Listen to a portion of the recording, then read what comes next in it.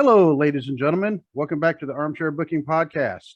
I'm your host. My name is Steve Barber, and joining me is my co-diabetic co-host, that's Waylon Davis. Hey, everybody. How you doing? And I say that because we were both having a remark about how we're both having to take our metformin like right before the show. Yeah, We didn't used to be like this, but you know No. what? It happens. it happens. Yeah. Yep. And hopefully, if I did this correctly, I had an intro before the show that we've never had. And I've got to give a whole lot of credit to Justin from the Jay and Trey podcast. He actually created that for us just because he just wanted to do it. He just wanted to help us Help out. us out. Yeah. And if you have never watched, really, I mean, they're mostly video, but Mhm. they are on some streaming platforms now as well. But if you were to just go do a search for TNC Sports Talk or J and Trey podcast, you should be able to find them on YouTube. If not, I can always provide a link. Those guys are super awesome. They're very good at what they do. Absolutely. They Yes, they have, are. oh man, they don't just focus on wrestling. They try to focus on all sports because even today, I watched it and I totally forgot her name, but they had another female MMA fighter. Hmm. And I mean, just they reach out and just get people. And people are coming on and they're doing a great job. And we've kind of been collaborating and actually we're almost having a contest as it can who can do the most shout outs to the other one. Yeah. but I will have to say, Joel and I, we were discussing them the other day because Trey had he had also done something for us on TikTok. Hmm. You know, he just said, "Hey guys, I just did this video for you," and I said, you know what, Joel, I said, we don't deserve Trey, and we don't deserve Justin, we don't deserve Jake. I mean, those guys have been just so great to us. Yeah. They You really know, have. so we try like we whatever we can do to try to pay them back about as best as what we can. But yeah, definitely go check out their show. They go live a few times a week. Usually, I want to say Wednesday, Thursday, Friday. I do know they're not going to be live tomorrow. Justin's unable to make it, Mm. but yeah, unfortunately, because hey, sometimes life comes up, Yep. and you got to take, you have to prioritize, and we are fully on board with that as well. So I mean, Yeah. we're married, we got kids, we get that, Yeah. and sometimes I can't watch the show during the day just because they are on during the day, and if I'm extremely busy at work or in a meeting, I Yeah. have to, of course, I have to focus on that. But since they are going to be on YouTube, you can always catch the show after Yep. the You fact. can always go back later. Yeah. Yep. The only thing that you can't do, obviously, if you're watching it after the fact, is you can't chat with them, interact with them live as it happens. Right. So if you go to any of their old shows, you might just see armchair booking, in a lot of chat. But and then they will respond to you too. A lot of times, they will bring up what you're saying, as Mhm. part of the show. So, but yeah, go check out those guys. They're great. And I also want to give a shout out to it's two guys, the same guys, but they have two different podcasts. One's called the True Crime Cast. The other one is Bless Their Hearts. I talked about them before. And these guys, I mean, they're as part of the True Crime Cast, they've actually been on the Chris Jericho show twice. And apparently Chris Jericho has been on their show like, sometime in the past. So Yeah. so I mean that gives them any kind of clout, in any kind of street cred. I mean, I'd say that's Yeah. pretty good. And these guys, ever since I started following, I first started following the True Crime Cast, and then they advertised. By the way, we have another podcast where we don't talk about crime because sometimes they need kind of a break from. Yeah. Yeah, Yeah. You got to get that mental break from like that. all that kind of stuff. You need a palate cleanser. Yeah, exactly. Thank you. That's perfect name for it. But they're a secondary podcast called Bless Their Hearts, and they so these guys. I mean, they are also really busy because you got to think. I Mhm. mean, they're recording. They record it. They drop at least 3 a week. One a regular True Crime Cast episode, which is between like 30 45 minutes. The Bless Their Hearts which is also about 30 to 45 minutes. And that one's just about anything on it. So that one's like two guys just sitting around the porch talking. Oh, okay. Yeah, kind of like what me and Dwaylen do. Yeah. But they're talking about not crime. And then the other one, they call it True Crime to Go. like about a 10 to 15-minute episode that they drop normally on Fridays. And those are usually uh, definitely not very well known cases. And in fact, and the reason I also bring them up is because once I started following them on Twitter with our Twitter or podcast Twitter, they followed me back. Right. And I was like, oh, okay. So, I mean, I sent a message to saying, hey, I like your show, and started listening to it. Well, we started corresponding. Next thing you know, they actually invited me to be on Bless Their Hearts. So that happened back. In fact, they recorded it on my birthday back in August. So I called in. We were talking about sports curses. And since then, I've also sent them 2 stories for their True Crime Cast, which they've actually had on the air. One is one they had on the True Crime to Go, and it was actually about a case that happened in Pinehurst, North Carolina, when I was about 6 years old. And it always scared the bejesus out of me because I was 6 years old when this thing happened.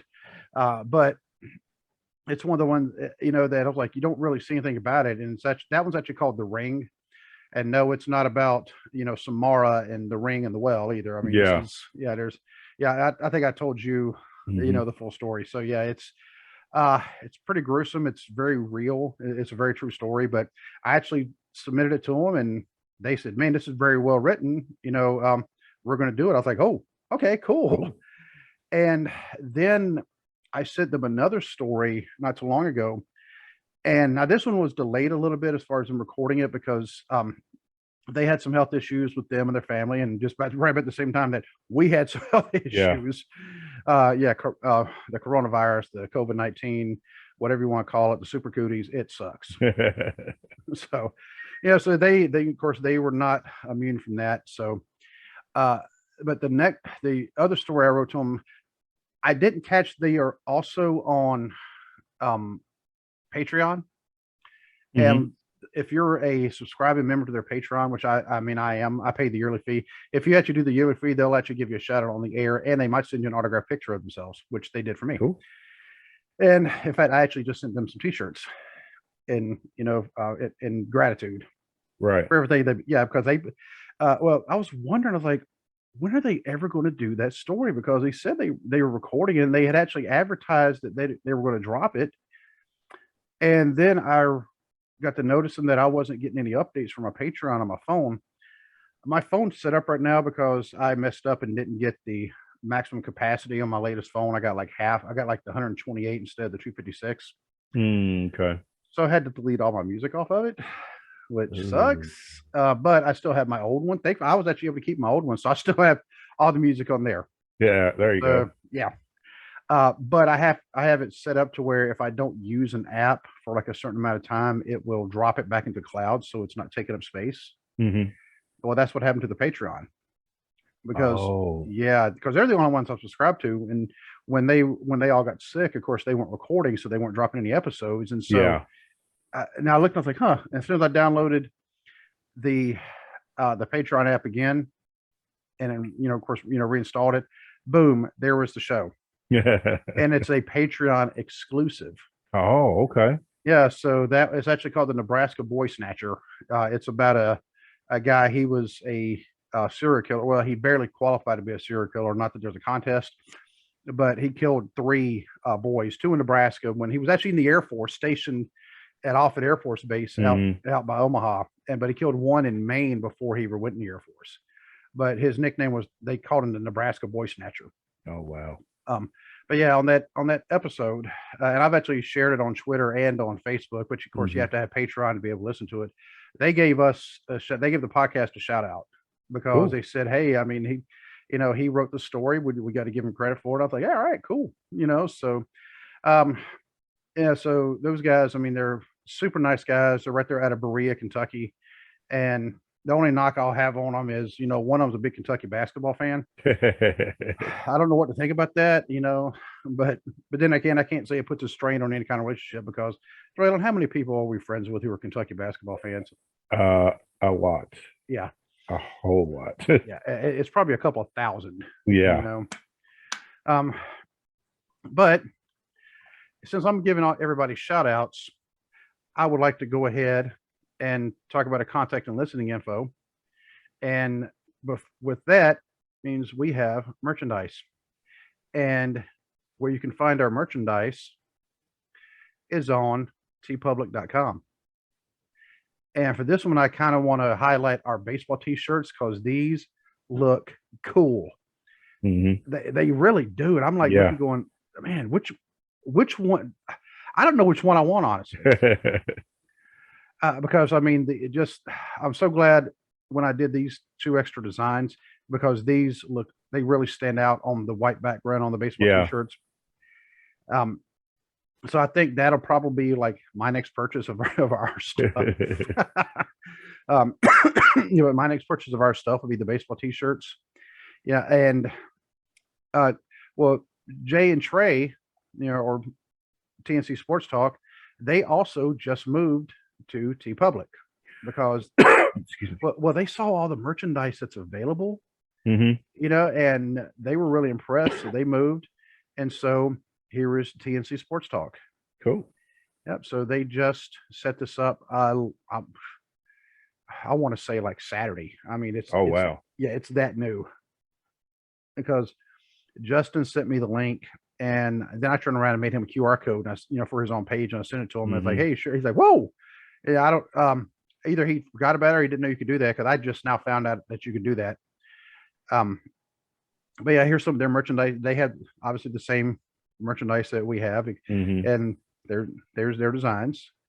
And bless their hearts, because I got the inspiration to get on TeePublic from Jamie and John from Bless Their Hearts / True Crime Cast.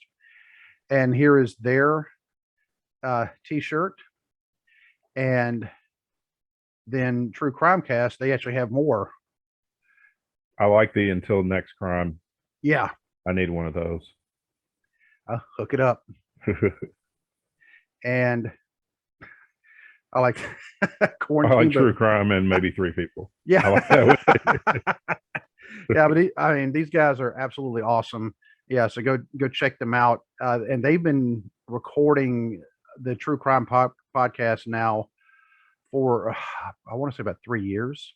And so they have a pretty big back catalog. And so that's actually another reason when they had one of the people who helps them write had to step down. And so I said, hey, can I give it a shot? And they're like, yeah, go ahead. We can use all the help, we can get, because I mean, it's just, they're doing everything, so, and that's when I sent them that first story. So, but yeah, in fact, that's kind of fun that they have their actual picture on here. But yeah, on the left is John, on the right is Jamie. And, so, yeah, go check them out. Go check out the merch store and tell them that we sent you. But in addition to our merch store, if you want to email us, you can always email us at armchairbookingpodcast@gmail.com. You can find us on Facebook, facebook.com/armchairbookingpodcast. You can find us on Instagram, also at armchairbookingpodcast. You can find us on Twitter at bookingarmchair. You can, find us on TikTok, where we've been making more TikTok videos. And unfortunately, Trey has been really helping us out. Yeah. So we don't deserve Trey. We really don't. I mean, he has been so good to us. And I'm just going to start calling him Fearless Trey, because I mean, he really is fearless. But didn't bother him one bit to go talk to people where me and Dwaylen are just intimidated by people. We really shouldn't be. Including someone who I actually talked to this past Saturday. I'm not going to give any names yet until we actually get something arranged, but I actually talked to a pretty famous wrestler on Saturday, and I was like, oh my God, I actually have his actual phone number. This was not like, wow. Yeah, I mean, it was his phone number. Yeah. Like, whoo, kind of cocky and arrogant, but very polite at the same time. It was kind of a weird combination. But I think he's definitely his character. But we're trying to make arrangements. I mean, that's not going to happen for at least a week. But yeah. But like I said, you can find us there. You can find us on just about any audio platform that you can think of. If we're not there, let us know, and we'll get ourselves added. iHeartRadio still is, iHeartRadio. We're still not showing up there as far as I know. Yeah. I've almost given up I may just pull it completely down off there, because why only give up to a certain episode? Yeah. because it makes us look Bush League, and we're definitely not Bush League. We're probably we're at least 2 levels above Bush League by now. So, but both of us, are behind on laundry. That's why we're not wearing our shirts. That's why I'm wearing an Iron Maiden shirt. Yeah. And your shirt, if you can read this, says if you can read this, you're standing too close. Oh. Oh. Yep, what he said. So, and of course, we're hosted by Block Talk Radio. And obviously, if you're watching us on YouTube, you already know you can find us on YouTube. Go hit that like, share, and subscribe button. And if you're on the Apple Podcast and some of the others, you can also give us a 5-star review. And actually write us out a review, because that's one of the things we are kind of missing is actual written reviews. Yeah. So if you write us a review, oh yeah, we'll do something for you. We'll give you a shout out on the air and let people know who you are, unless you tell us, you don't want to, which I understand that. Of course, actually, if you give us a sucky review, yeah, I'm not going to read that. Because obviously you're not paying attention to us, because we've really, really, worked hard to try to improve our craft. Yeah. So speaking of working hard, we're gearing up for a busy next few days, because we might have an interview, another dual type interview tomorrow with some people, but that's not set in stone yet, because that was actually something that I started talking with the people literally last night. Right. And that was in person at the meet and greet that Roger was talking about on Saturday. I was there, for that. So I was actually talking to 2 of the people about coming on the show, and because it's so late, I didn't even think about doing it until actually I was there.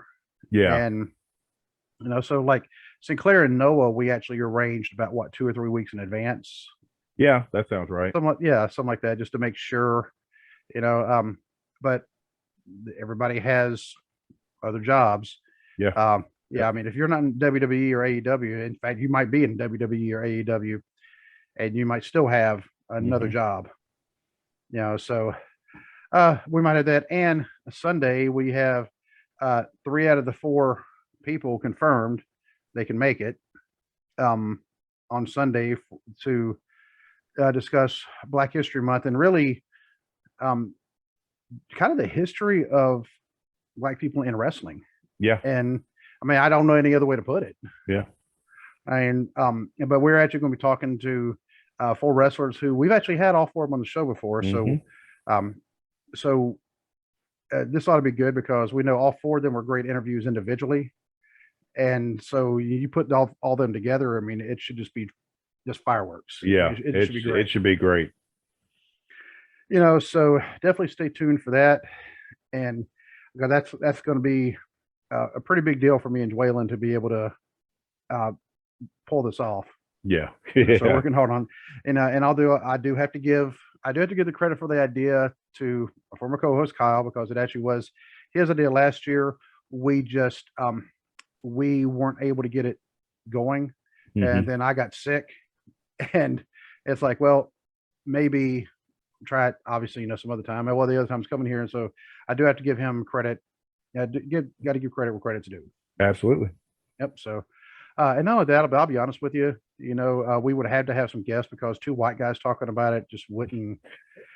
That'd be kind of, I don't know how that. It wouldn't have that same punch. Yeah, because you were definitely talking like an outsider's point of view, no matter what. Yeah. So didn't matter what your intentions are. It's still. Yeah. And I would definitely not want anybody to hate me because of something like that. You can hate me for other reasons, but not that, please. So as far as the reason why we're here, speaking of people not being in AEW and WWE, we just had a person shockingly leave. Actually, 2 people leave AEW. Yep. Cody and Brandy Rhodes have left AEW.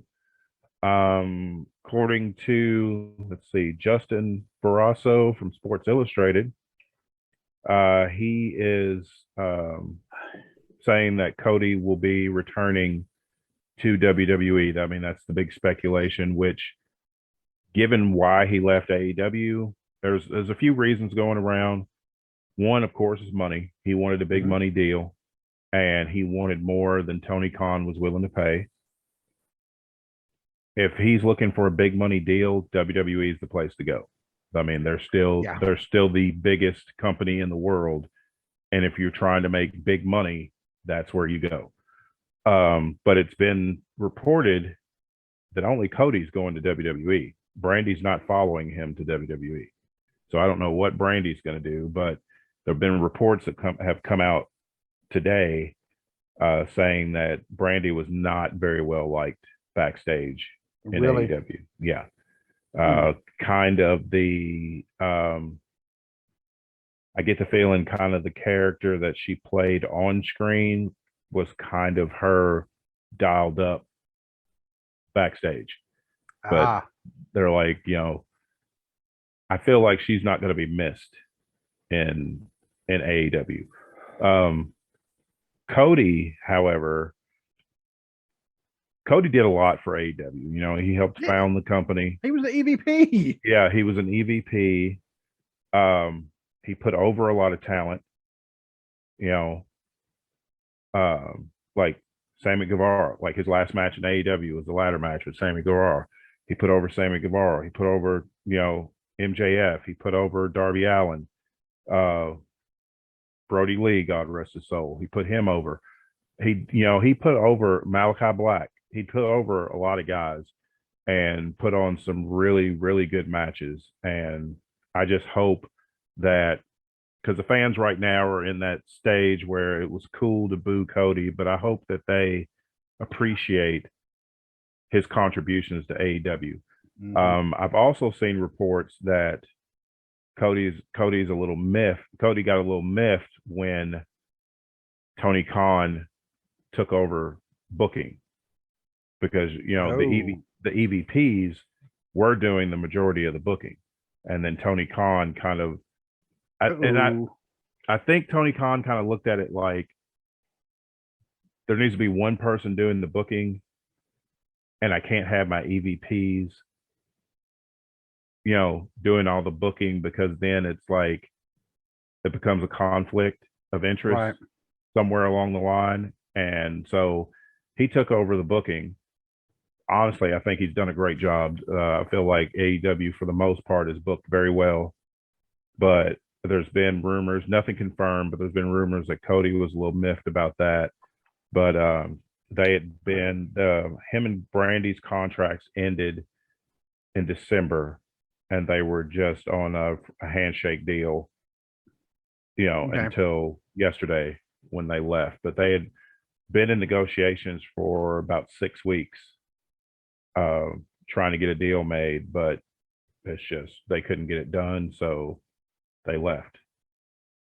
And wow, I was talking to my wife earlier, and the thing is, when AEW first started, AEW absolutely needed Cody Rhodes. Yes. I agree. They needed his talent, his business sense, his name recognition. Excuse me. But now that company has grown so much, because it's probably going to sound ugly, but they don't really need Cody anymore with the way that they built their roster. And it's just one of those things. It's like the company's kind of outgrown him.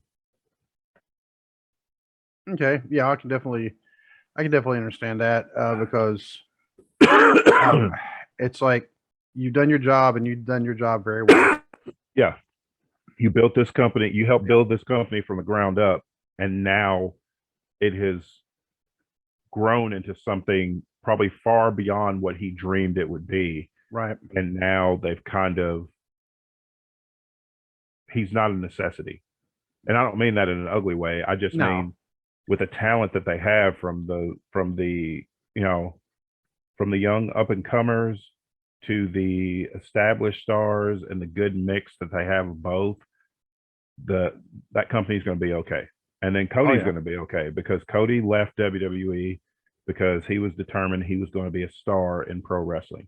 He did that above and beyond what anybody thought he was going to do. He traveled the world and the seven C's. Yeah, and built and built himself into a star. Now he's got leverage when he goes back. Yeah. If he goes back to WWE, he's got a lot more leverage than he had when he left. And the one thing that I guess you want to say concerns me, not that I own any of them, but with Cody Rhodes going back, and his brand would kind of warrant having a big contract. Mm-hmm. Are they going to start releasing people in order to free up room for Cody? I mean, it wouldn't surprise me. They'd already said that WWE is already prepared to offer him a huge deal and a huge push if he resigns. Because they said Vince McMahon is extremely excited to get, because Cody would technically be the first defection from AEW. Yeah, I got to think about that. Yeah. And so Vince is excited about that. He's excited that he could have a former EVP from AEW, on his roster. My wife had a point. She's like, what's Cody going to do if Vince hires him back and then just benches him out of spite for leaving, years ago? I said, I could definitely see Vince doing that, but Cody is too smart of a businessman to let that happen. He's going to make sure that contract is structured to benefit him. Or it could end up with like a Mustafa Ali situation where the man's going to be collecting a paycheck sitting at home for the next 2.5 years, even though he doesn't want to. Because Mustafa Ali said he put on Twitter, I follow him on Twitter, and he said, I'll see y'all in 2.5 years. Yeah, so I guess they're saying we're not going to let you out, but I'm sort of thinking, all right, if y'all are willing to pay the man that kind of money, I mean, just pay anybody to sit at home. I just don't understand holding someone hostage, because that's what they're doing. It's like he doesn't want to be there. You have nothing for him, so let him go. Right. He's asked for his release. He's not, he did it the right way. He came to came to them, asked for his release. They say no. But you have no intention of using him, so you're just going to let him sit at home, and you're going to pay him to sit at home for 2.5 years. Makes no sense. Oh, and and even if he was on the low end of the scale, he was only making because a lot more money than what we have. If he was making like 120 grand. Still, that's $10,000 a month to just sit at home. Yeah. And who's to say he wouldn't go get a part-time job at like the local grocery store just so he's not bored. Yep. So he's now making $120,070. Yeah. So hopefully you get that reference. Yeah. In other wrestling news, Matt Cardona, was Zack Ryder in WWE. This past Saturday in Oak Grove, Kentucky, they had an NWA show, and he beat Trevor Murdoch to win the NWA World Heavyweight title. Matt Cardona has been on, he's been on the run of his career. WWE just pretty much used him as a jobber to the stars, especially the last few years of his career. They never treated him. He got himself over, and then they punished him for getting himself over. And then, but they let him go. He has been the GCW World Heavyweight Champion. He's the reigning NWA World Heavyweight Champion. He is also the reigning Impact Wrestling Digital Media Champion. He just won that last week from Jordan Grace. I mean, the man is on a roll. He is everywhere and having the time of his life. And I applaud the work that he's done, because I feel like he's got a chip on his shoulder, deservedly so. And he's proving, I feel like this is another one of those cases where he is definitely proving WWE and any other naysayers completely wrong. Exactly. And I don't know why. I mean, they always felt like they kind of teased him in WWE when he won the Intercontinental title. Because, correct me wrong, it was just a day, wasn't it? Yeah, it was just a day. He lost it to I can't remember if he lost it back to the Miz or if he lost it to Dolph Ziggler. But the next night on Raw, he Yeah. lost it. And I don't know why they want to do that to people. I mean, that's ridiculous because it's like, okay, you're a champion for a day. It's like, why even bother you? I mean, especially when they preach this grab the brass ring thing. He did that. He got himself over with no help from the promotion. And then they punish him for getting himself over. But they tell talent all the time, you've got to connect with the crowd and get yourself over. And he was. Yeah. So people loved him. Yeah. So he does his YouTube channel. He got over. Fans were chanting his name, whether he was on the show or not. Fans were chanting his name. He was over. Instead of capitalizing on that and pushing the guy, it's like, oh no, you weren't, you're supposed to be here and you've gotten here without our permission. So we got to push you back down. And I will never understand. Well, okay, I get why they do it because they're stubborn and it's not part of their plan, but you have to be ready to adjust to change when certain events happen and you have to change your plans. You have to be able to be flexible enough to adjust to those changes. Yep. I mean, and right now, even if it's just with the pandemic going on, they've actually had like Roman Reigns wasn't able, which pay-per-view was it? Day one? Yeah, day one, because he tested positive for COVID. Yeah. Even at the beginning of the pandemic, he was supposed to wrestle Goldberg for the Universal Championship at WrestleMania. He pulled himself out because legitimate health concerns. Yeah, because COVID was so bad and he has a compromised immune system. So he was protecting himself and his family. So, they put Braun Strowman in that match, and that's one of those you have to be willing to, you have to be ready to change things on the fly if something comes up. Right. And on the surface, to me, the perception is they don't know how to do that because, and no, if somebody walks in your organization, you're running a wrestling company, somebody comes in and they are already either universally loved or universally hated. I mean, we're talking like nuclear heat. We're talking like MJF heat. Yeah. Are you going to say, well, we didn't create that heat, so you know what? Go to catering. We'll call you when we need you. Anybody else? No. WWE, yes, they're going to pour cold water on it. As soon, whether it's good, whether you're a heel or a face, they're going to pour cold water on it because it wasn't their creation. You look at, perfect example is you look at all the talent that came from WCW.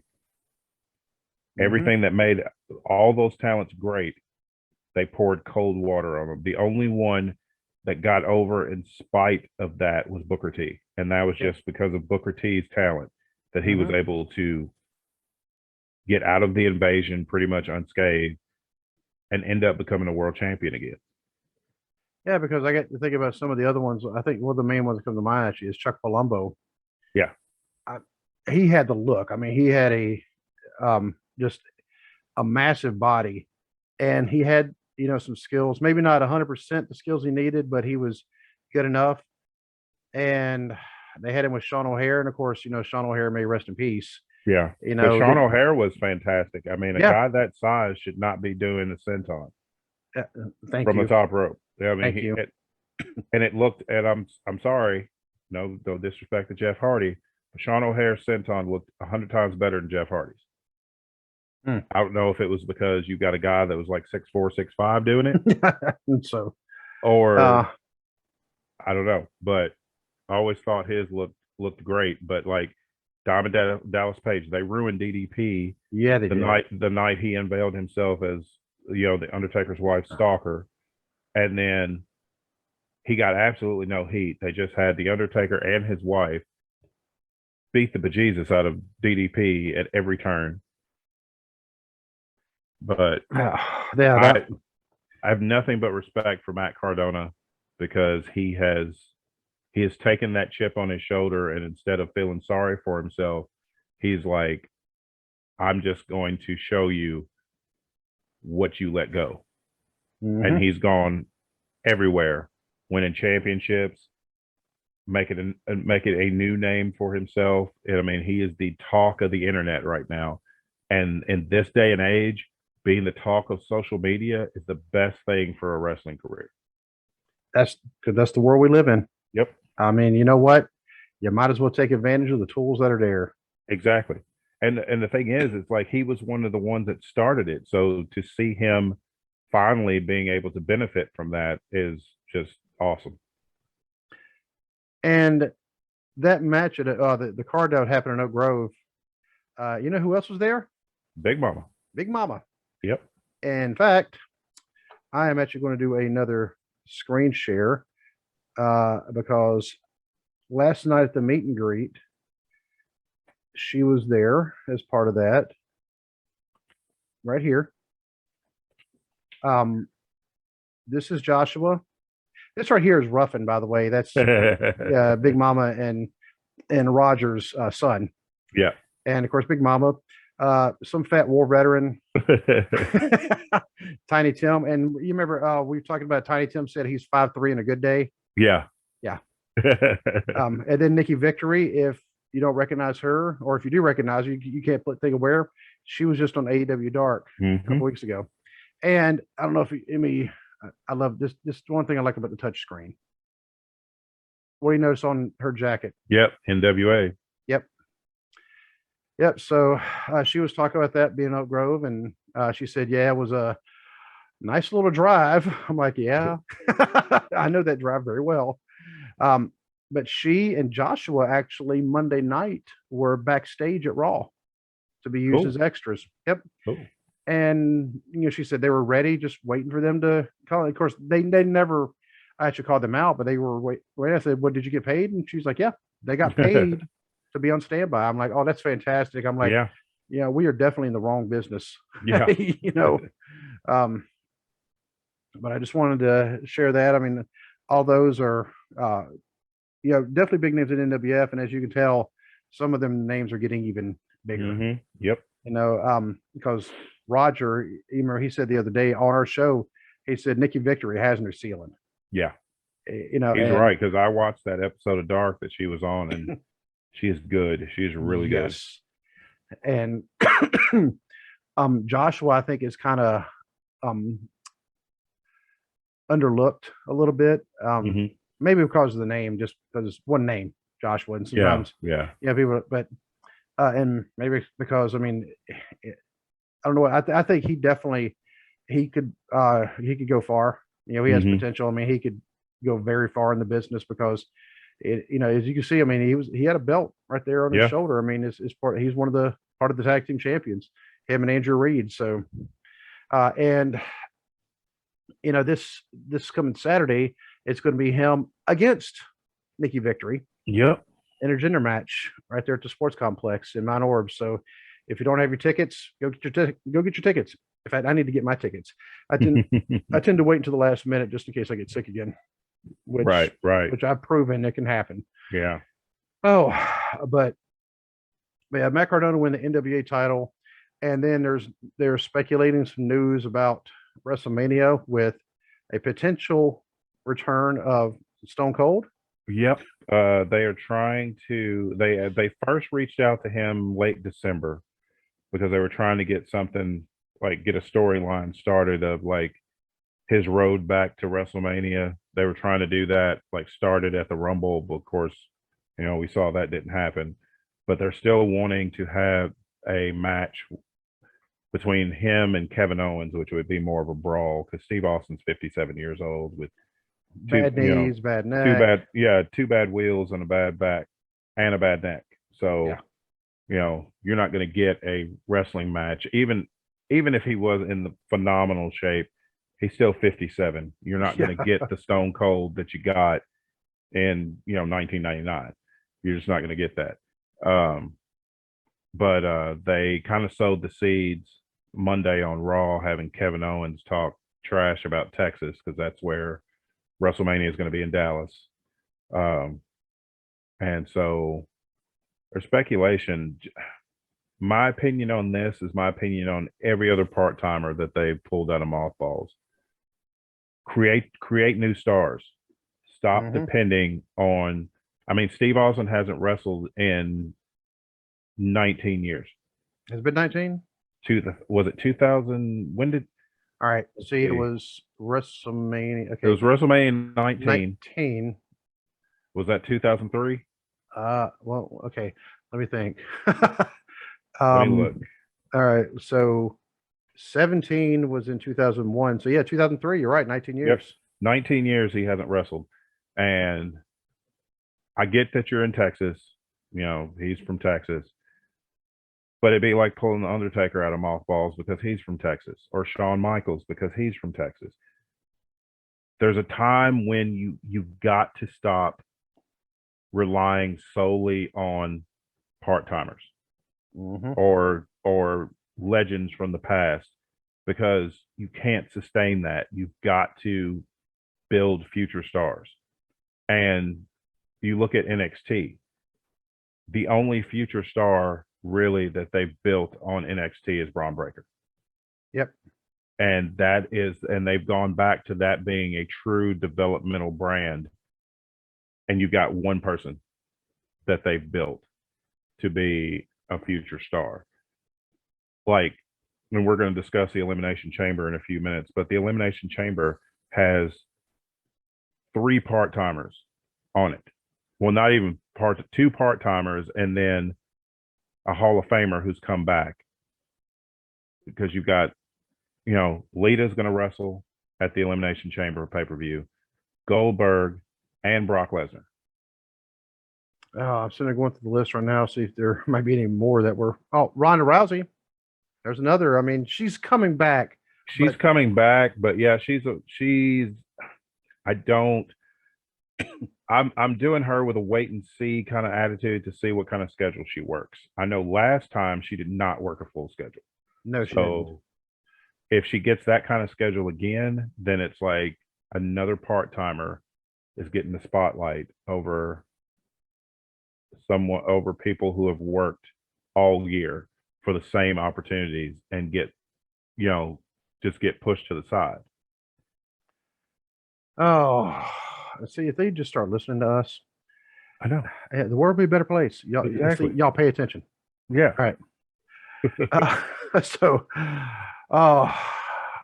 yeah. So, is there any other news that we're missing before we start? No, I think that's it. I think that's it for now. I'm sure in the next day or two there'll be some more stuff coming out. But the Elimination Chamber is Saturday.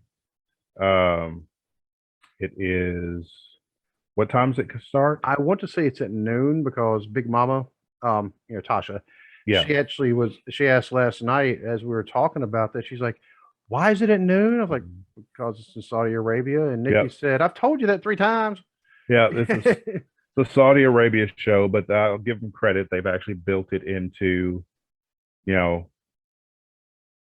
a worth watching pay-per-view. Now, if it's on the level on paper. Now, if it's on the level of Crown Jewel from last year, then that was actually a really good pay-per-view. That was a surprising Saudi pay-per-view, but we'll see. But the match card's decent.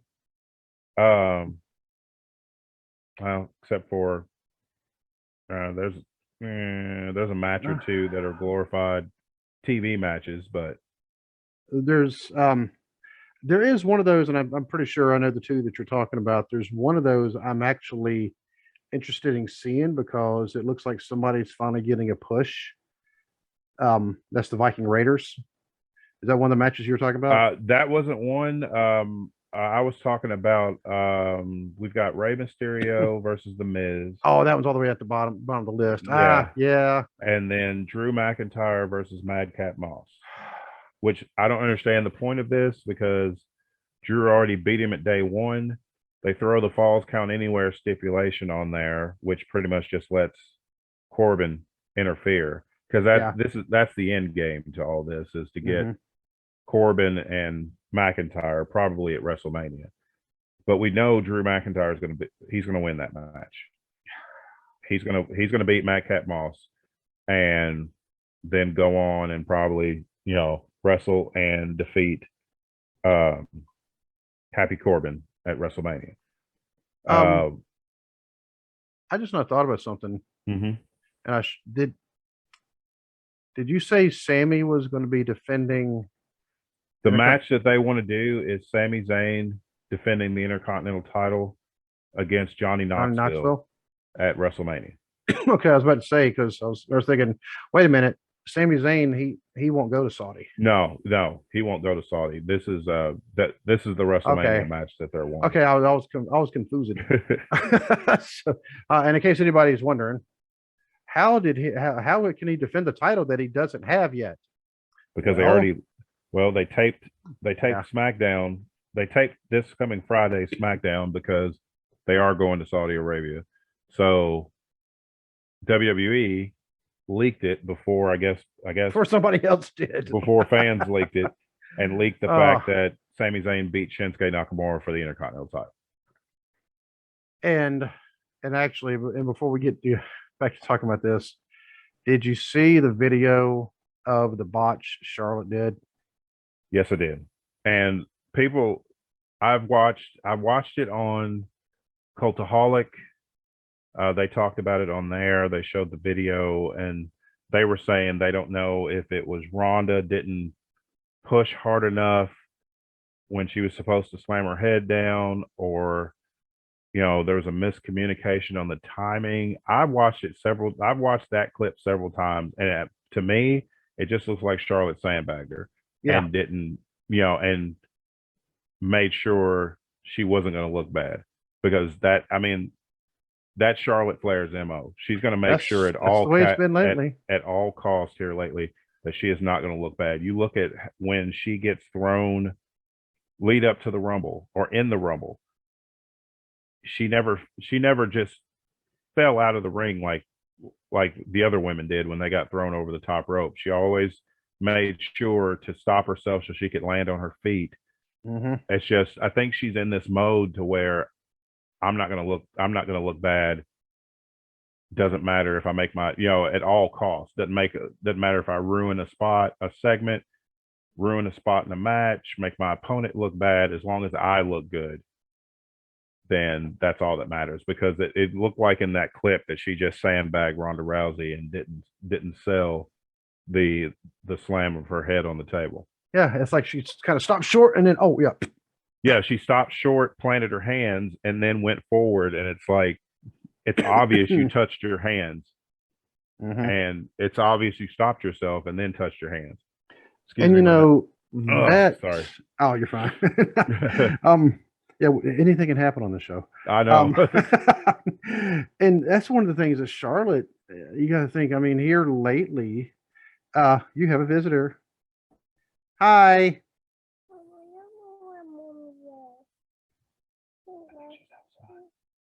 Hey, I'm doing my podcast. So I think she's outside. Hi, Avi. Hold on, let me shut that door.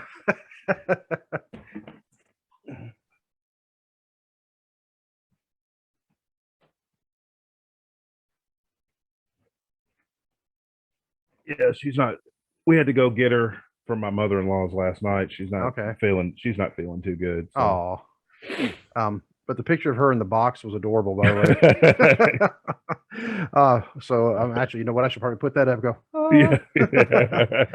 I'm like, yep, there's a kid. That's what little kids do. So the kids and cats, they like being in boxes. Mm-hmm. But anyway, like I was saying about Charlotte, she's been doing that. She did that against Nia Jax. For all of a sudden, they were throwing real fists in the ring.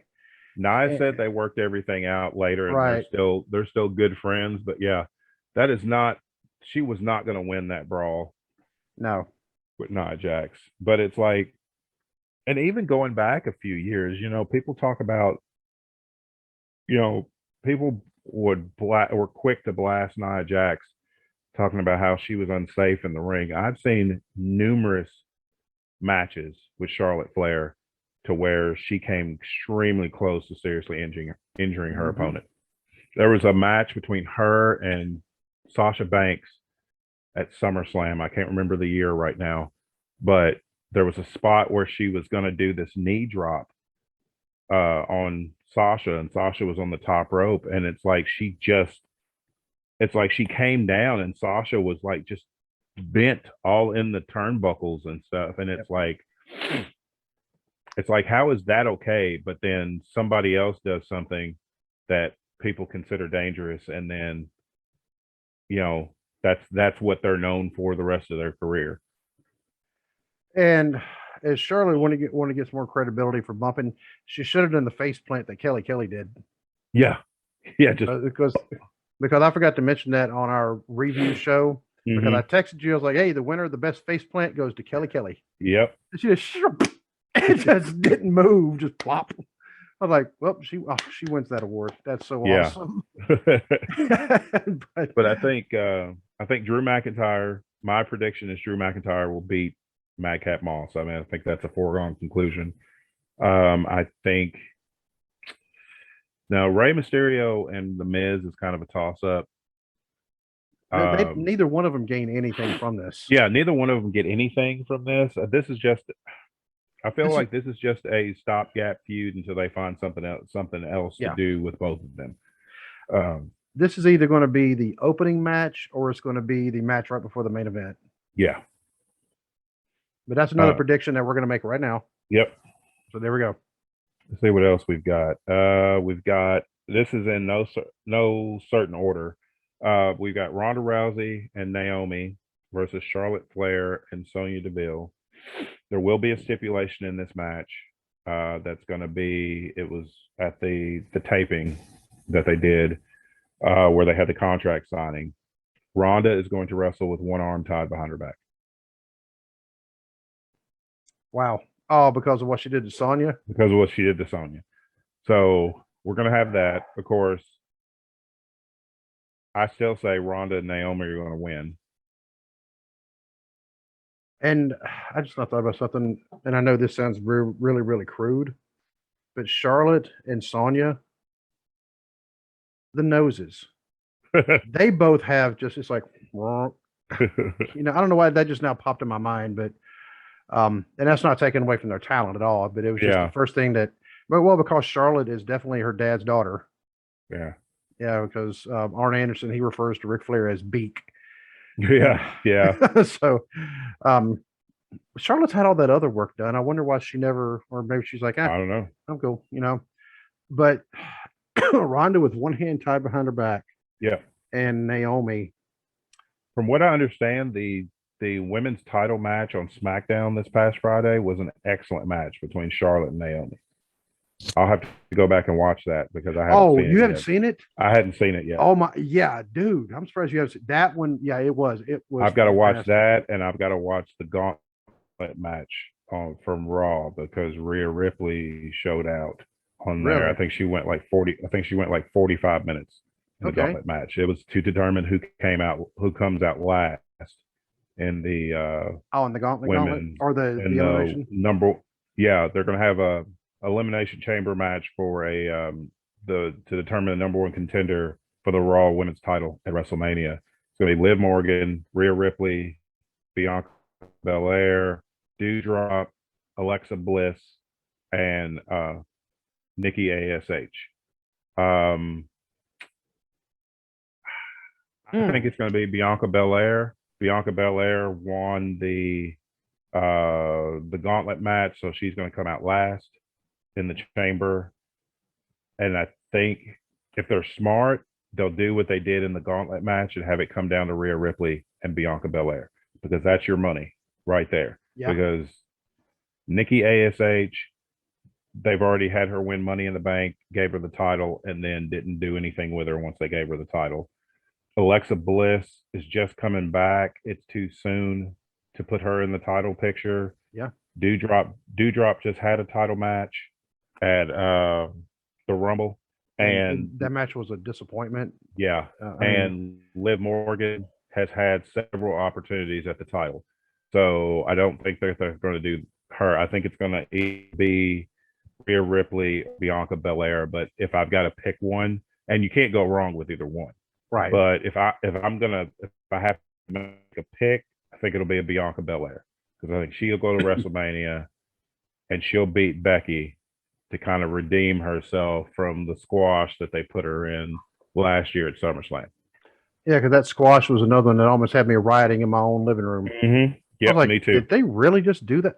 And because Bianca's kind of sitting there like, because all of a sudden, everything she had just done, everything. Yeah. Everything she had done since the Rumble last year was just. Yeah. But forget about the oh my God match she and Sasha had. Yep. Forget about everything else she's been doing. All right, Becky's back. Okay, we don't need you anymore. Yeah, Becky's back, so we're just going to push you down the card. Yeah. But yeah, I think Bianca Belair will win, but I think it'll come down to her and Rhea Ripley as the final two. I'm still waiting for Nikki ASH. I just want to call her Nikki Ash. I don't know. Yeah. Waiting for her to put like the backwards S on her cape, kind of like Bizarro Superman. I'm just waiting for her to go back to Nikki Cross because Psycho Nikki Cross. Yeah, because this has run its course. I get why she created the gimmick, but the company never got behind her with it. So I feel like that the gimmick's run its course and she needs to do something else. And I think that she and Doudrop ought to accompany Drew McIntyre out there for his match. Yeah. I'd love to see that, me personally, but that's just me. So what do you think about Becky and Lita? I don't think they're going to give the title to Lita. I don't. No, they're not going to give the title. They're not going to give the title to Lita. Becky's going to win. Whether it's clean or shenanigans, which given the Becky character right now, I could see her cheating to win. My thing is, how is Lita going to do in a full-fledged match? Yeah, she looked good when she hit the Twist of Fate and the moonsault on Becky a couple of weeks ago on Raw. But how is she going to do in a full-fledged match? Because she hasn't wrestled since 2007. And she had a legitimate neck injury back then, didn't she? Yeah, she had a legitimate neck injury like early 2000s. She was guest starring on a show called Dark Angel, and there was some kind of accident on set, and she broke her neck, had to have surgery. Oh, wow. Yeah, I mean, I think that was almost a foregone conclusion. We look and go, Becky, next. Yeah, but because here's the thing, whether I know neither of us like the big time Beck's character or anything, but Becky Lynch, she is still a good wrestler. She is still a good wrestler, and Becky Lynch is still money, and that's who you want on your WrestleMania card. I'm going to make my prediction really about this one better, even out their prediction. And I want you to prove me wrong. The redhead's going to win. So I'm just going to put that out there. So let's see. We've got the Usos versus the Viking Raiders for the SmackDown Tag Team titles. Honestly, this will be an excellent match. I believe so too. Because the Usos are an amazing tag team. Viking Raiders are an amazing tag team. I've said it before on the show. I've watched them. They are former New Japan Pro Wrestling heavyweight tag team champions. They're former Ring of Honor World Tag Team champions. I believe they won the PWG tag team titles, NXT tag team champions. And they're an excellent tag team. I mean, the mix of power and speed, especially Hanson, for a man that big to be able to move like he does, is amazing. I look for this to be, from a wrestling standpoint, to probably be the match of the night, but the Usos will still win because that's where your money is that bloodline. Mm-hmm. And I don't see them taking the tag titles off the Usos just yet. Even though I am very glad to see the Viking Raiders finally, it seems like they're finally getting a push. Yeah. But yeah, I agree with you. Yeah, the Usos are going to walk out as champions. Yep. And I don't even know if it's going to have any shenanigans tied to it. You never know because you never know, but I don't think there needs to be. I think Mm. they're just give them 15, 20 minutes, let them go out and do their thing. As long as they don't squash the Viking Raiders, I'm happy with the clean pin over them. Yeah. Yeah. And I love the fact that the Usos continuously change their offense. They've gotten to where they're not relying on the same thing over and over. Like, they used to do the double Uso splash. Yes. Now they're using the 3D as a finisher. And it's like, I like that they're incorporating. And of course, they asked Devon Dudley for permission to use the 3D. And he's like, yeah, me and Bubba aren't using it. Go ahead. And you know what? And that is the right thing to do. Exactly. That's the right thing to do. Yep. And a little bit off, it's the same topic, but a little bit off. I was explaining this to Savannah. For those who don't know, that's my oldest daughter. She's 13. She was asking about Michelle McCool in the Rumble.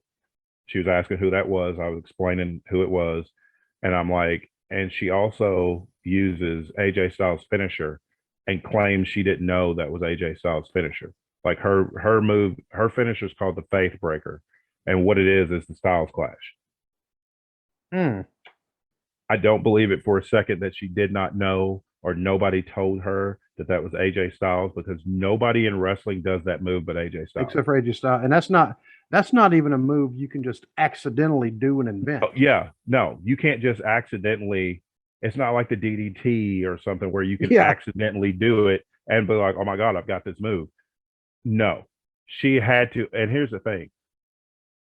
The way she applies it, she had to have seen it. There's no way that she could just apply it the exact same way that AJ Styles does and do it the exact same way and not know that belonged to somebody else. So that's why I say it's a little on, little off topic. She absolutely did not ask permission to use that move, and that is a lack of respect in wrestling. Just like Kevin Owens. Kevin Owens asked Steve Austin. Yeah, Steve Austin. Yep. If he could use the stunner. Austin's like, sure, I'm not using it. Go right ahead. And that's what you're supposed to do. You ask, if it's a move you want to use, you ask whoever, not even whoever originated the move, but whoever popularized that move. You ask their permission before you just go out and start using somebody's move. I'm talking like finishers. Now, everybody's using the DDT or the super kick or whatever. Yeah. And actually, I wish they'd tone down with the super kick thing, because it's like, Chris Adams came up with that. Shawn Michaels made the super kick famous, but now everybody does a super kick, and it's like, now it doesn't really mean anything. Because it was Shawn didn't always have it as a finisher, but it was always kind of a setup for something. Yeah, his original finisher was called a teardrop suplex. It was basically a back suplex. He would pick them up and then kind of, go back with them and drop real quick. But it used to be called the teardrop suplex. And then I'm not sure when he switched it to the Sweet Chin Music, but that's one of the best finishers ever, because he can hit it on anybody at any time.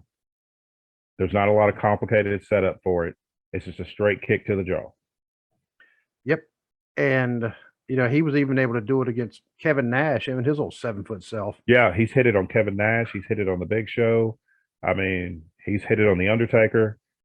Yep. But I have a funny feeling with the whole thing with Michelle McCool. I have a feeling somebody probably showed her that move. Oh, I'm sure. And she probably did not know, by the way, it's somebody else is using this move, because, they saw AJ Styles do it. And AJ, of course, amongst wrestling fans, everybody knew who AJ Styles was. Yeah.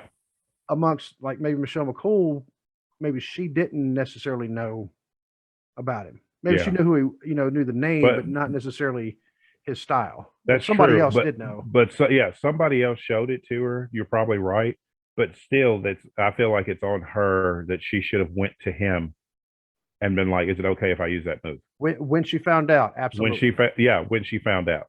It's one thing if she didn't know, but somebody had to have told her, because the Styles Clash is one of those rare moves in wrestling where nobody else uses that move as a finisher. Right. I mean, and because it's kind of a complicated move to set up. I mean, you got to pick them up, and then you got to put your leg, and then hopefully they have their head not tucked forward. Yeah, he's backwards. Some people have gotten hurt because, and it's not his fault. They just, wrestlers' instincts is to tuck your head, you tuck your chin. That's what they're taught. Yeah, but on the Styles Clash, you have to keep your head up. You can't tuck it. Yeah, and some people have gotten hurt, but it was on their end because they just instinctively tuck their chin. Yep. And on that move, you can't tuck your chin, or you're gonna mess. You're gonna mess your neck up. Yeah, because what was his name? The guy, speaking of chin, no chin music. James Ellsworth. James Ellsworth, yes, because I remember watching this match when it happened. I'm like, well, that looked kind of sloppy. But what it was, Ellsworth, I mean, you got to think about this. He was enhancement talent that all of a sudden, got popular. So getting thrown into the main event with AJ Styles. Yeah. Yeah. And when he did it, AJ saw that he had his chin tucked forward. Yep. And so when he did it, AJ came down more on his knees instead of straight down. AJ adjusted so Ellsworth wouldn't get hurt, which is the mark of a pro right there. But yes. But but speaking of moves, and this is I'll segue this back into the card. When Goldberg first started using the jackhammer, the suplex over into a power slam, which when I used to have my little WWF wrestlers in my WWF ring, I'd kind of figured that move is one of them. Why don't they just turn it into a power slam? And years later, Goldberg did it. And in his book, he said Dean Malenko came up to him and said, "Nice move. They use it in Japan all the time." And he said, "By the way, it'd be a lot better if you do it like they do it off the top rope." Yeah, I've seen that. I've seen the clips of that in Japan where they did the jackhammer off the top, and it was like, ugh. Yeah, and Goldberg, but it is a finisher because nobody was kicking out of that. Oh no, and Goldberg said if he had actually said in his book, if he had known that they were doing it, he would not have had it, or at least he would have done the right thing and got the permission. It's kind of like in Goodfellas, you got to give your tribute to Paul. Exactly. Because it's the right thing to do. It's the right thing to do. Yep. So yeah, we will talk about gangster movies. But I think a perfect time to segue into Goldberg challenging Roman Reigns for the Universal Championship. I hope to God they don't have Goldberg take the title. I told my wife, I said, if they have Goldberg beat Roman Reigns, then you'll have to do the WWE coverage on the show because I will stop watching.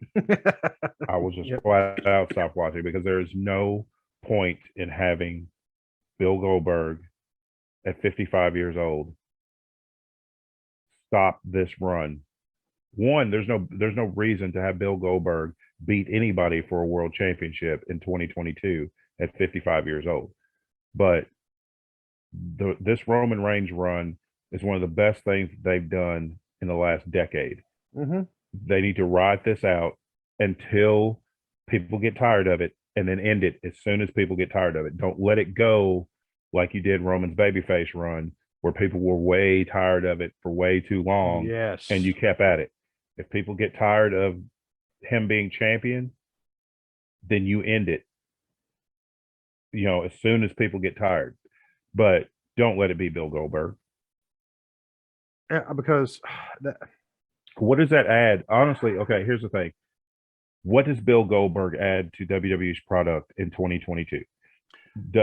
At 55 years old, does he look the part? Absolutely. He is in phenomenal shape. Yes, he is. For a 55-year-old man. But then the bell rings. And he's a 55-year-old man. And then he's a 55-year-old man. Yeah. Exactly. I mean, we're younger than that, and we know we have no business getting in there. None. No business. And cardio was never Bill Goldberg's thing to begin with. When he was in his prime, cardio was not his thing. He was the king of squash matches. Mm-hmm. WWE tries to have him have these long, 20-minute matches. That is not his strong suit. Yep. William Regal showed that. Coincidence. William Regal gets released from WWE and Goldberg comes back. Because Goldberg wants no part of that. Yeah. Yeah. William Regal walks in all polite. Hello, William. Goldberg. Yeah. And what? You're next. Really now? Really? So, really? I'm just gonna stretch you. Don't worry. Yeah. I'll take care of it. Yeah, and he did. He embarrassed him, and Yeah. he wasn't trying to. He was actually trying to make the match better. Yeah. But because saying, "Hey, look, you can squash me, or you can beat a quality opponent." But I know we both agree Roman Reigns should win. Roman should win, but that's going to be my pick is Roman. But I could see them having Goldberg win the Universal Championship, and just for a pop, because you know how they are. They're more concerned with the moments than they are the long-term storytelling. I could see them having him beat Roman for the title just to get a pop from the crowd. Yeah, and I think even if they didn't tell us, you can always tell when they have a Saudi show coming up because all of a sudden Goldberg shows back up. Yeah, all of a sudden it's like Goldberg hears cha-ching, cha-ching. Yeah. Well, I think it's the Saudis want Goldberg over there. Well, the Saudis want Goldberg over, but it's always a huge payday for Goldberg when he goes over there. So, I can't hate him for that. I can't hate him for that. That's why Shawn Michaels wrestled that match in Saudi. It was a massive payday for him. He regretted it as soon as it was over, but I'm sure he regretted it while it was going on because that was one of the absolute worst matches I've ever seen. Yeah. That was just a train wreck. It looked like four old men from a nursing home having a fight. I know. We're looking at Shawn going, what happened to his hair? And the thing is, Shawn was the one in best shape. Yeah. And because you had the mayor of Knoxville who's busy mayoring. Well, whose whole mask and wig fell off during the match. Yeah. Yeah, the Undertaker, who's looking like he's got false teeth in half the time and just could barely move around the ring. Triple H tears his pectoral muscle like early in the match, so he can't do anything. And that was ugly too. Yeah. Because it was like, ugh. So you got Shawn, who hadn't wrestled in 8 years at the time of that match, having to carry everybody. Oh, and that's not a knock on those guys. No, it's not a knock on those guys, but that was a match that should have happened 97, 98 when the Brothers of Destruction were a huge thing, when DX was a huge thing. That's when that should have happened, not in, the 2010s when the combined age of all four involved was pushing 200. Actually, you know what? I think it may have been over 200. Might have been. Oh, because the Undertaker was already in his 50s. Triple H was pushing 50. Shawn was pushing 50. No, Shawn and the Undertaker are actually almost the exact same age. Oh, really? Yeah, they're only like a couple months apart. But kind of like me and you, except for we always you're older than me always. But it was just an awful match. But the last match, which I don't know how they're going to position everything on the card. So it's right. This is just we're reading off Wikipedia. Yeah. You've got the Elimination Chamber match for the WWE Championship. Bobby Lashley is defending against Seth freaking Rollins. I don't know why they're pushing that so hard because it's dumb. Austin Theory. Don't know why Austin Theory's in there. They should have put Kevin Owens in there instead. Bingo. Riddle. I'm fine with Riddle being in there. AJ Styles and Brock Lesnar. Here's the thing. Bobby Lashley should win. Yes. Bobby Lashley should Absolutely. retain the title and go to WrestleMania and defend it there. I could see WWE having Brock win the chamber and win the title so they can set up champion versus champion, title for title at WrestleMania. But here's the problem.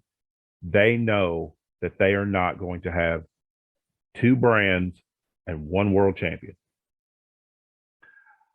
Because even though they should, but they can't book it right. Because what's going to happen is you're going to have one show is going to get all the world title matches and the other show is going to get nothing. They're not going to balance it out. So to me, if you're going to have two brands, they need two world champions. And I say that because they would not book one world champion going between two shows. They wouldn't book it correctly. But I could honestly see that, and I'm honestly afraid that they're going to have Brock win the title back, which my thing is there's no need. Brock doesn't need the WWE title. He's already won the Royal Rumble. He's already got a title match against whoever is the Universal Champion, Roman Reigns, at WrestleMania, because it better not be Goldberg or I'm not watching. But you can't make us watch either. And you can't make me watch it. I mean, I will watch the rest of WrestleMania, and then if it ends up being Goldberg and Brock Lesnar for the Universal title, I'll be like, nope, and that's where I'll stop it. But Bobby Lashley should win this match. Bobby Lashley is the one who is there, who has put in the time, who has rebuilt himself from that awful garbage that they gave him when he came back in 2018. You know, they tried to make him a babyface. They put him in that stupid feud with Sami Zayn and all that. They gave the man a bunch of crap, and he worked through that, rebuilt his career, and is an awesome world champion. And I think he deserves to retain his title and go to WrestleMania and defend it there, not just be a transitional champion for Brock Lesnar. Because nobody else in that match is good. They're not going to put the belt on AJ. They're not going to put it on Riddle. Austin Theory is way too young. As far as being on the main roster, he's way too new. They're not going to put it on him. And I don't see them giving it to Seth.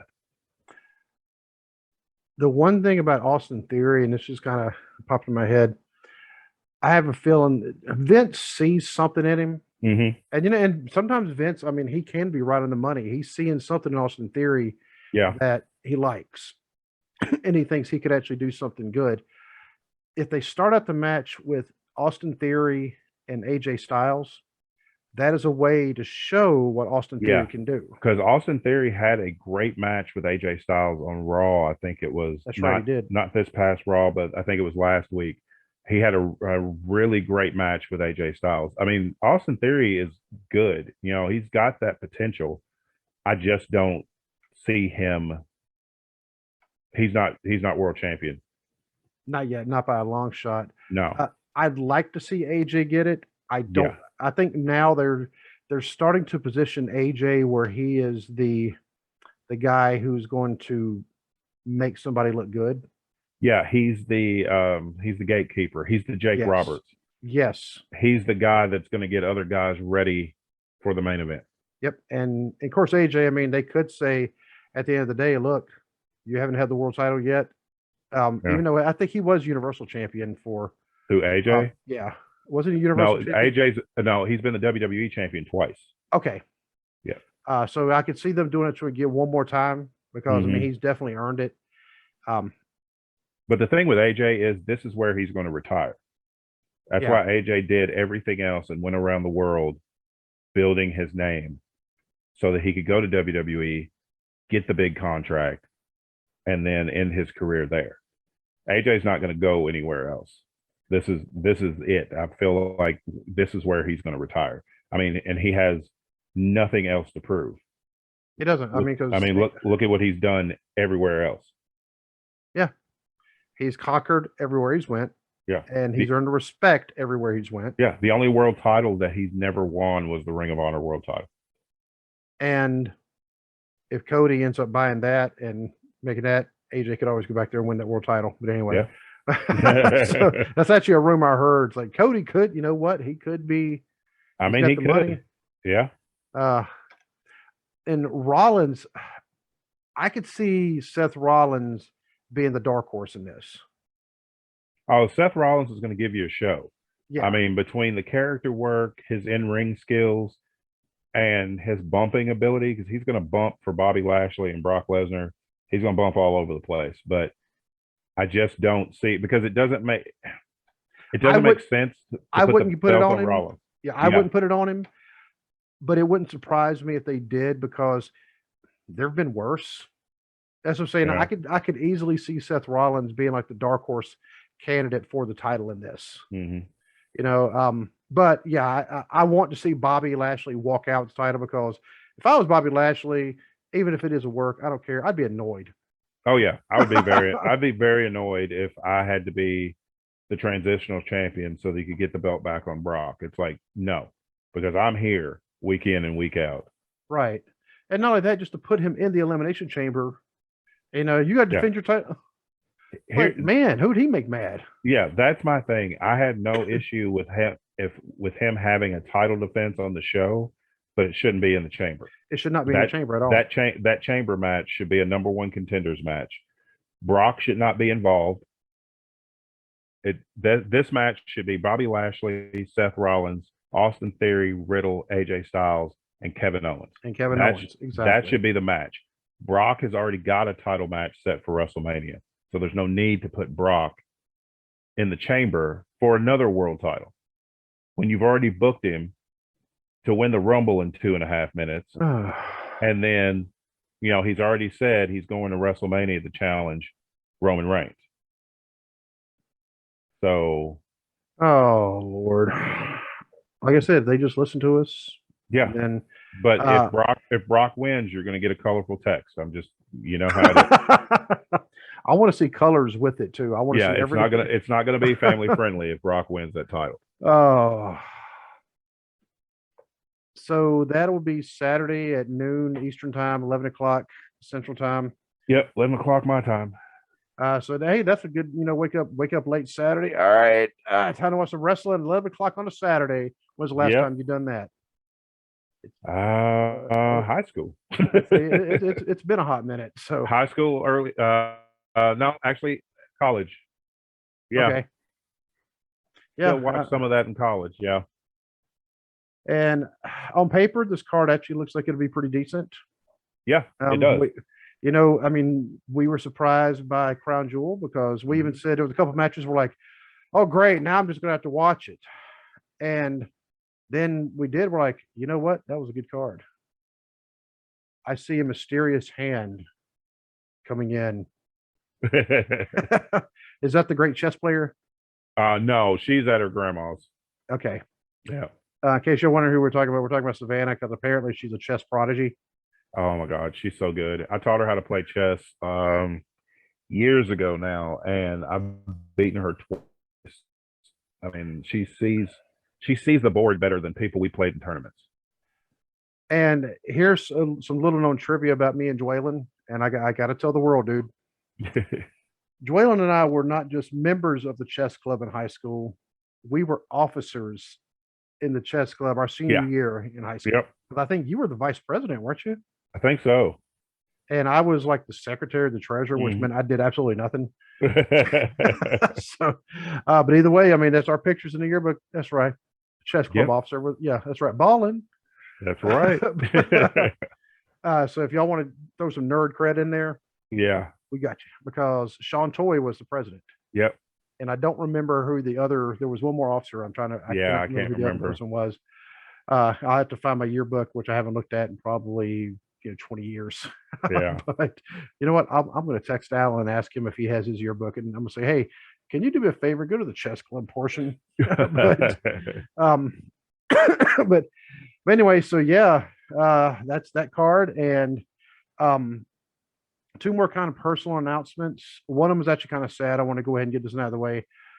Found out a friend of mine the other day. She had been sober for 18 months, and she just had a relapse. There was a lot of stuff going on. She told me the whole story about what happened. because every time I'd see her, I'd say, "How long?"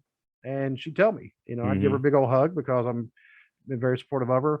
And she said 4 days, and I said, "What?" And she had said had some things happen, and and unfortunately, like I said, she had a relapse, but she knows that we're still thinking and praying and supporting her every way we can, because everybody wants to see her succeed. Right. Just like we do anybody. If you have a friend, family member, coworker, somebody, if they have an addiction of some kind, and in her case, I mean, it's alcohol and plus some other things. Definitely, I mean, give them the support they need, because I mean, it's something that everybody knows you cannot beat it on your own. Nope. You're going to need a support system. Yep. So, and the other thing, I tell you, is actually good news. Is actually something that actually kind of happened today. There's a kid. Well, okay, I'm gonna call him a kid. I met him when he was a kid. He was about 12 years old, because my mother-in-law was doing foster care for him, and he stayed there. Him and his sister both, until they graduated, and then he ended up a few years later. He went to the Army. He was enlisted. Well, right now he's at Moorhead. He's going through the Army commissioning program, and he actually hit me up today because he's getting commissioned, like actually pinning on second lieutenant on the 13th of May. He called me up and he said, "Hey, I want you to give the first salute." That's awesome. And, yeah. And for those who have never been in the military, I mean, yeah, it is a huge honor. And with that, actually, they call it the silver dollar salute because the newly commissioned lieutenant, or if you're in the Navy or Coast Guard, is ensign, they actually give a silver dollar to the first enlisted person who gives them a salute, because they say you buy your first one, you earn the rest. And when he called me up, and he called me and said, "Hey, would you be able to do that?" Which means go down to Moorhead. And I said, "Oh, absolutely." I said, "It would be an absolute honor to do that, because I've known him since, he was, 12 years old, and, and in foster care. And he wasn't in foster care because he was a troublemaker. He was in foster care because, the people who were supposed to be raising him, well, weren't. And so, I mean, you could see the kind of story, you already see like the beginning, and you see kind of what the end of it is. You just kind of fill in the blanks in the middle, but he's doing really good for himself, and I'm really proud of him. And that's awesome. Yeah. So, that's one of the cases. I'm not crying, you're crying. but yeah, I mean, he's making a, kind of an old man, feel good, because first time he ever went, I actually took him on a military base for the first time was when I was stationed up at Wright-Patterson Air Force Base. I took him on base. I was like, "Hey, let's, you want," because they came up to visit, and, so I just kind of showed him around. I mean, and, now don't think I wish he would have done different. I wish he went in the Air Force instead of the Army, but you know what? I mean, whatever. But, I don't believe I have anything. We might possibly have a show tomorrow. We're planning on having a show tomorrow. Now, whether it's an interview or whether it's discussing wrestling events, we'll find out tomorrow. Because and Saturday is a day of wrestling, and then Sunday, like I said, we have one more show. Hopefully, I will talk to the last person. If he hasn't responded, I'm actually going to talk to him in person Saturday. Say, "Hey, what's up?" But I mean, he was actually one of the first people we talked to about it, and he sounded very excited then. So I'm pretty sure he's going to be on board. Just, I think the time, I have a feeling the time might be difficult for him. That's because that sounded like the one concern he had. The day was fine. It's just the time. So, but I don't have anything else. Like I said, I want to give another shout out to TNC Sport Talk, Jay and Trey. For absolutely creating the video that hopefully I was able to add on to the beginning of this. And also give a shout out to Jamie and John at Bless Their Hearts and True Crime Cast, and give a shout out to Dwaylen just because he's Dwaylen. Give another thank you to Roger Ruffin for coming on the show. That was that was a fun time. Even though I had to correct, because he called Dwaylen Dwayne. A lot of people do. I mean, you just don't see the in there. So, I mean, you can't be the only Dwaylen in the whole world. No, probably not. Now I did meet a guy, a supervisor guy over in Afghanistan. He had a name that was pretty unique, and I said, "You're probably the only person with that name in the entire world." He's like, "Yeah, probably so." But yep. So until we are able to talk again, my friend, God bless. All right. God bless.